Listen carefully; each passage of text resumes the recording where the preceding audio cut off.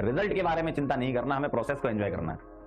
Result कैसा भी आए उसके बारे में बिल्कुल भी हमें नहीं सोचना है। अगर आप प्रोसेस को अच्छे से एंजॉय करते हुए चलते गए तो रिजल्ट के अच्छे आने के चांसेस बढ़ जाते हैं।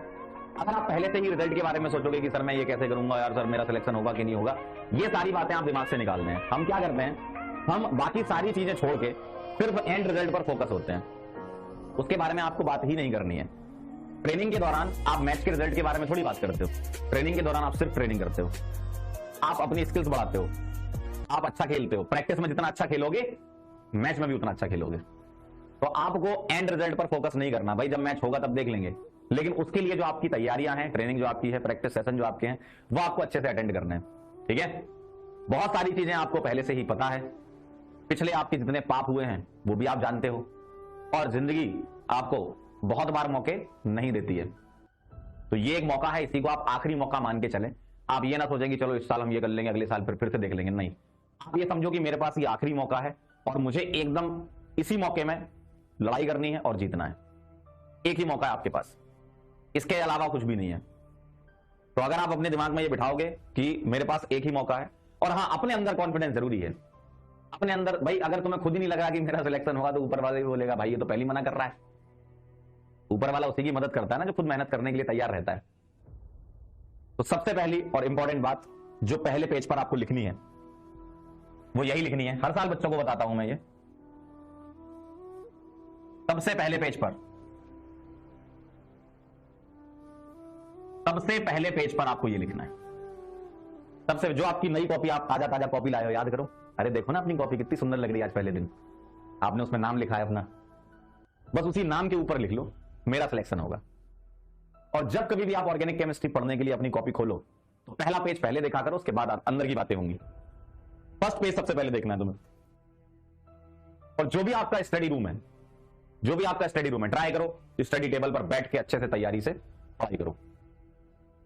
और जहां भी आप नोट्स चिपकाते होगे दीवार में, वहां एक स्लिप में लिख लो मेरा सिलेक्शन होगा, वो सामने चिपका होना चाहिए। सर इससे क्या हो जाएगा, ऐसे लिखने से सिलेक्शन हो जाता है क्या? नहीं, मैं बिल्कुल नहीं कहता।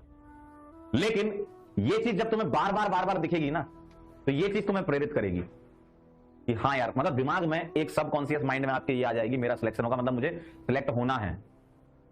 लिखने भर से कई बार 100% रिजल्ट नहीं निकलता, लेकिन आपको एक डायरेक्शन दिख जाती है, ठीक है, जो कि हमेशा आपको मोटिवेट करती है।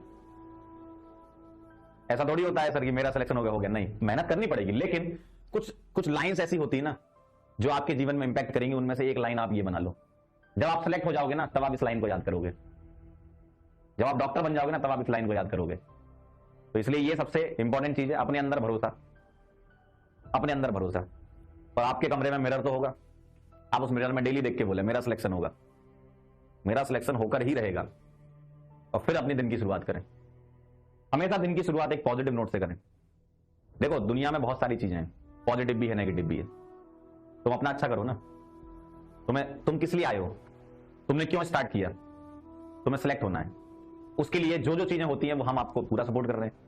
जितना हम कहते जाएंगे उतना आप करते जाना, अपने ऊपर भरोसा रखना और कुछ हमारे ऊपर भी रख लेना। तो 100% आपका सिलेक्शन होकर ही रहेगा। कहां जाओगे भाई, सिलेक्ट नहीं होगे तो कहां जाओगे? ठीक है, तो सबसे पहली बात तो अपने ऊपर भरोसा रखना है। दूसरी चीज ये, नोट्स प्लस शॉर्ट नोट्स, दो चीजें ध्यान रखनी है। आपके नोट्स होने चाहिए प्लस शॉर्ट नोट्स होने चाहिए। होगा क्या, जैसे जैसे हम आगे बढ़ेंगे कॉपी की कॉपी आपकी भरती जाएंगी, और जब आपके टेस्ट आते हैं तो आपको रिवाइज करना पड़ता है। आप रिवाइज कैसे करते हो, उसी कॉपी को दोबारा से करने लगते हो। आपको पहली बार में एक कॉपी बनानी है जो कि अच्छी होनी चाहिए। आप डिफरेंट तरीके के कलर यूज करो। भाई साइंटिफिकली ये प्रूव हुआ है कि अगर डिफरेंट कलर से आप चीजों को स्टडी करते हो ना तो उनके रिकॉल करने के चांसेस ज्यादा होते हैं। कई बार लोग कहते हैं अरे कुछ नहीं यार, पढ़ाई तो करनी है, एक पेन से कर लेंगे। नहीं भाई, थोड़ी चीजों को सीखने की कोशिश करो, अलग अलग तरीके के पेन को यूज करो। कलर से चीजें रिकॉल होना बहुत जल्दी हो जाती है। चार्ट के फॉर्म में, टेबल के फॉर्म में, फ्लो चार्ट के फॉर्म में चीजों को याद रखो, बहुत जल्दी याद होती है। कभी भी ना ऐसी बुकिश लैंग्वेज बहुत ज्यादा याद नहीं रहती। हाँ ठीक है, थोड़ा बहुत पढ़ने के लिए अपन लिख सकते हैं, लेकिन बहुत ज्यादा बुकिश लैंग्वेज आपको लंबे समय तक याद नहीं रहेगी। आप उसको शॉर्ट नोट्स में कन्वर्ट करो। आप अपनी भाषा में लिखो, आप अपनी भाषा में लिखो। आप बुंदेलखंडी में लिखो, आप बिहारी में लिखो, आप पंजाबी में लिखो, आप बंगाली में लिखो, ठीक है, बंगाल वाली लैंग्वेज में लिखो, जहां भी लिखना है, तमिल में लिखो, जैसे भी लिखना है, लेकिन आपके खुद के नोट्स होने चाहिए जो आपको समझ में आने चाहिए। ऐसा नहीं कि कुछ भी लिख ले, खुद ही नहीं समझ पा रहे हो।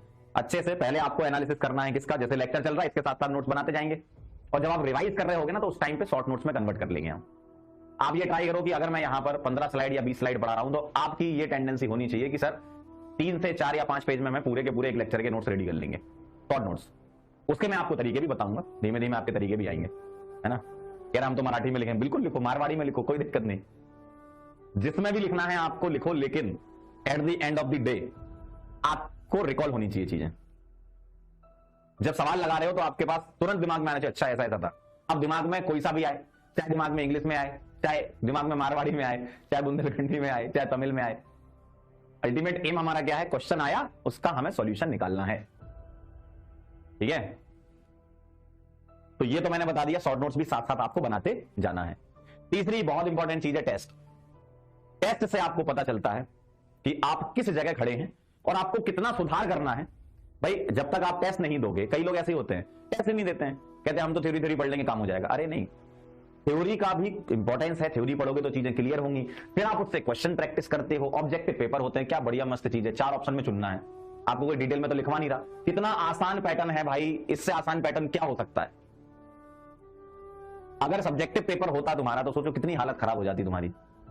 ऑब्जेक्टिव पेपर है तो 25% तो तुम वैसे ही जीते हुए हो, तो कितना आसान पैटर्न है।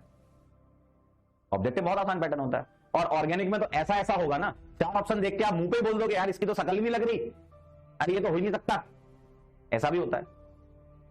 तो ये सारी की सारी स्किल हम डेवलप करेंगे, पीवाईक्यूज करेंगे, ऑब्जेक्टिव क्वेश्चन करेंगे, सारी की सारी स्किल डेवलप करेंगे क्वेश्चन प्रैक्टिस की। लेकिन जो इंपॉर्टेंट बात मैं बोल रहा था वो है टेस्ट। टेस्ट कभी नहीं छोड़ना है, तुम्हारे कितने भी नंबर आए आपको टेस्ट नहीं छोड़ना है, क्योंकि टेस्ट दोगे ना तो कम से कम तुम्हें 3 घंटे सोचने की आदत तो बनेगी, तो वो भी ट्रेनिंग का एक पार्ट है, कम से कम आप उस चीज के लिए ट्रेन तो हो रहे हो ना। तो ऐसा नहीं कि सिर्फ कंटेंट पढ़ना और क्लास में क्वेश्चन सॉल्व करना सब कुछ हो गया। जितनी मेहनत आप क्लास में कर रहे हो उतनी ही मेहनत आपको क्लास के बाद करनी है, जो कि तुम करोगे। उस समय हम आपके साथ नहीं होते, हम आपके साथ है तब तो हम आपको गाइड कर देंगे, लेकिन जब हम नहीं है तो हमारी बातों को ध्यान में रख के शॉर्ट नोट्स बनाना, ये आपको बैठ के करना है। शॉर्ट नोट्स बनाइए, फ्लो चार्ट बनाइए, चीजों को रिकॉल करने की कोशिश करिए। जब आपका पूरा दिन खत्म हो जाए तो ये ट्राई करिए कि आधे घंटे में हम रिकॉल कर लेंगे हमने क्या क्या पढ़ा। थोड़ी शांति भी होनी चाहिए जीवन में, क्योंकि ये पता ना ये एग्जाम बहुत बहुत बहुत खतरनाक एग्जाम है। आसान है लेकिन बहुत ट्रिकी एग्जाम है भाई। इसमें आपका टेम्परामेंट भी चेक किया जाता है, इसमें आपकी स्किल्स भी चेक की जाती हैं। ऑब्जेक्टिव एमसीक्यू स्किल क्या है आपकी, ठीक, आप चीजों को रिकॉल कर पा रहे हो नहीं कर पा रहे हो, ये सारी चीजें चेक कर लेता है एग्जाम। तो इसके लिए आपको हर डायरेक्शन की ट्रेनिंग चाहिए, आपको शांति भी चाहिए। अगर कोई सुबह उठ रहा है तो 5 मिनट 10 मिनट एकदम शांति से बैठे मेडिटेशन करे, आराम से शांति से बैठ सकता है, फिर उसके बाद दिन शुरू करे अपना एक पॉजिटिव नोट पे। अगर कोई रात में पढ़ रहा है तो चीजों को रिकॉल करे कि मैंने दिन भर में क्या किया। और यही 1 साल है आपके पास, ये आप दिमाग में रखें, इसी 1 साल में आपको मेहनत करनी है। और कोई भी टाइम पीरियड नहीं होता इस एग्जाम को क्रैक करने का। लोग एग्जाम 4 महीने में भी क्रैक करते हैं, लोग 3 महीने में भी क्रैक करते हैं, लोग 6 महीने में भी क्रैक करते हैं, लोग 12 महीने में क्रैक करते हैं, क्योंकि हर एक का अपना अपना सीखने का पेस होता है। मान लो तुम जून में तुमने स्टार्ट कर दी तैयारी, तुम सितंबर अक्टूबर तक बस तुमने 1-2 चैप्टर ही करे, और किसी ने अक्टूबर से चालू कर दिया, उसने 15 दिन में वही चैप्टर कवर कर लिए, तो वो तो कवर कर ही चुका है ना। तो हर एक का अपना अपना पेस है। आप अभी जिस समय जहां खड़े हुए हो, आप यहीं से t=0 सेट कर लो अपना, यहीं से t=0 है हमारा, हम अब यहीं से पढ़ेंगे और सेलेक्ट होकर दिखाएंगे। क्यों नहीं हो सकते भाई? अगर कोई 6 घंटे मेहनत कर रहा है, हम 10 करेंगे, 12 करेंगे, 14 करेंगे। हमारे पास काम ही क्या है? और कोई काम है तुम्हारे पास पढ़ने के अलावा? जब तुम्हारे पास कोई काम ही नहीं है तो फिर क्या टेंशन किसी चीज की? पढ़ाई से आसान कुछ भी नहीं है। जब आगे जाओगे तब समझ में आएगा तुम्हें जिंदगी में तो बहुत अप डाउन होते हैं, बहुत पॉजिटिव नेगेटिव लोग मिलते हैं, बहुत पॉजिटिव नेगेटिव चीजें होती हैं। आप बोले यार इससे अच्छा तो पढ़ाई सही थी यार, ठीक है। तो क्या क्या चीजें ध्यान रखनी है आपको? एक तो टेस्ट ध्यान रखना है, एक शॉर्ट नोट्स बनाने, और अपने ऊपर भरोसा रखना है। बस ये 2-3 चीजें ध्यान रखनी है और कुछ नहीं, और बाकी गो विद द फ्लो। बस जिंदगी में ये भी ध्यान रखना है, जैसा चल रहा है चलने दो, फ्लो के साथ अपने को चलना है, ठीक है ना। अब तुम्हारा चलना मान लो ऐसा हो गया कि हमारे तो बैकलॉग है, फिर बोलो sir go with the flow, backlog हो गया हमारा, हम तो अब बैकलॉग ही करेंगे। गो विद द फ्लो का मतलब ये है कि एक बार अगर अपन ने सही रास्ता पकड़ लिया तो उस रास्ते को पकड़ के फिर आगे चलना है। और जैसे जैसे समय आगे बढ़ता है ना, समय के साथ ना ग्राफ डाउन होने लगता है, डिमोटिवेट होते हैं हम, क्योंकि हम जिस चीज को कर रहे होते हैं हमें खुद एहसास नहीं होता कि हम सही कर रहे हैं, लेकिन हमें कोई नहीं बताता है तो हमें ये लगता है कि यार ये सही है कि नहीं है, और फिर हम डिमोटिवेट हो जाते हैं। तो आप जो कर रहे हो उस पर पूरा भरोसा रखो, इसलिए बोला मैंने बिलीव रखो। जो आप कर रहे हो आसान जर्नी नहीं है, ये बहुत लंबी है। अभी तो आज अपना पहला लेक्चर है, बहुत लेक्चर आएंगे, और आप पहले से भी पढ़े जा रहे हो, फिजिकल भी आपकी चल रही थी, बहुत लेक्चर आपके हो चुके हैं। बहुत आसान जर्नी नहीं है ये, कंसिस्टेंसी बहुत बड़ी चीज है इस जर्नी में। तो आप कंसिस्टेंट रहिए, सही पाथ पकड़िए पहले तो, और कंसिस्टेंसी से आगे बढ़िए। और अगर आधे रास्ते से वापस आ गए ना, तो आपसे बड़ा बेवकूफ कोई नहीं है। अगर आपने आधा रास्ता कवर कर लिया तो आधा और था, आप पीछे जाओ या आगे जाओ आपके ऊपर डिपेंड करता है। ठीक है ना, क्लियर है एकदम।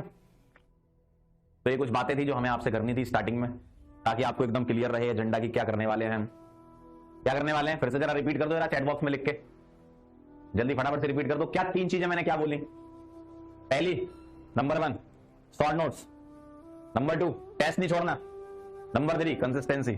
बिलीव आपके ऊपर होना चाहिए खुद को। देखो हमें तो है आप पे भरोसा, इसलिए तो यहां आए हम आपको पढ़ाने के लिए। मुझे भरोसा है कि इस बैच से सबसे ज्यादा सिलेक्शन निकलेंगे। मुझे भरोसा है कि जब आप रिजल्ट सेलिब्रेशन में हमसे मिलोगे तो वही चेहरे पे आपकी खुशी होगी। और हम तो ये चाहते हैं कि जितने ज्यादा से ज्यादा बच्चे रिजल्ट सेलिब्रेशन में आए तो हमें बहुत खुशी होगी, क्योंकि टीचर और मां बाप, इन 2 लोगों के अलावा पूरी दुनिया में कोई आपका भला नहीं सोचेगा। टीचर इसलिए सोचेगा क्योंकि हमारा भी तो भला होता है आपसे। आप सिलेक्ट होगे तो हमारा भी नाम होगा, हम भी बोलेंगे कि यार देखो यकीन 2.0 से इतने बच्चे सिलेक्ट हुए, जो कि पिछले कई सालों में करते हुए आ रहे हैं।